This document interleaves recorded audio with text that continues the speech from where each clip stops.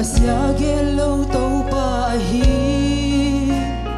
agel khen bel ka hoi na di aman ke ya ding til hoi ya hi lo khat ve jiang hong pia di zakai gelo tàu pa hi patang gelo tàu pa hi I boy na le nan na hong pan pi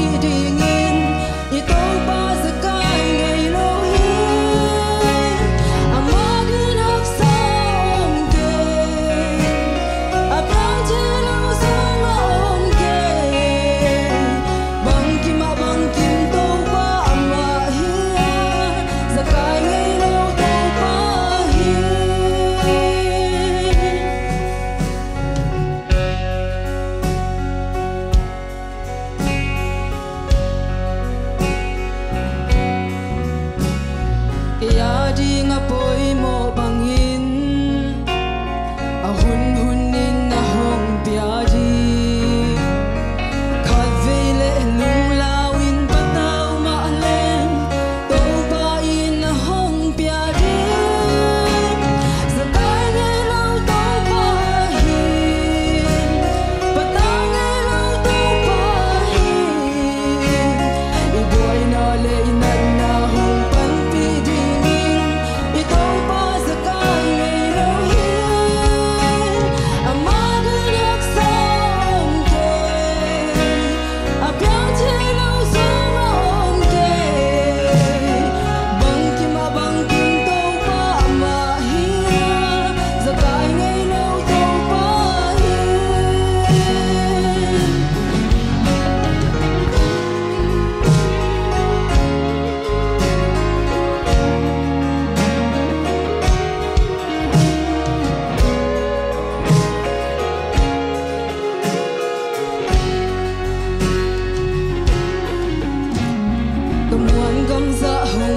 saka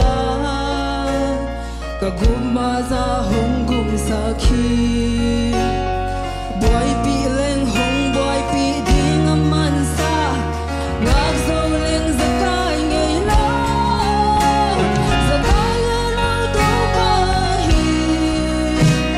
patang lo to pa hi I boy na le nam na hong pan pi ding in I to pa